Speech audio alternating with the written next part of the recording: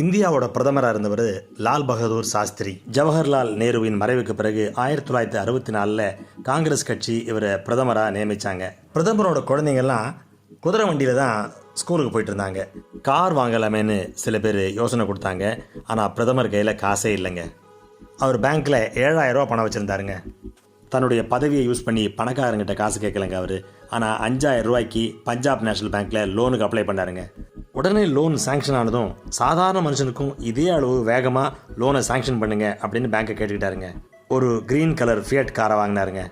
ஆனால் அது வாங்கின கொஞ்ச நாள்லேயே அவர் ரஷ்யாவில் போய் இறந்துட்டாருங்க. ஆனால் அவருக்கு வாய்ச்ச மனைவியை பாருங்கள். ஹஸ்பண்ட் இறந்துட்டாருன்றதுக்காக லோனை கட்டாமல் விடலைங்க. அதை அந்த அம்மா கஷ்டப்பட்டு கட்டி தீர்த்தாங்க. இப்போ இருக்கிற பிரதமரை பாருங்கள். லட்சக்கணக்கான ரூபாவில் கோட்டு, ஆயிரக்கணக்கான ரூபாவில் மஷ்ரூம் சாப்பிட்றாரு. ஏழை பங்காளராக விளங்கின லால் பகதூர் சாஸ்திரியோட காரு இன்றைக்கும் அவரோட எளிமையின் சின்னமாக நிற்குதுங்க.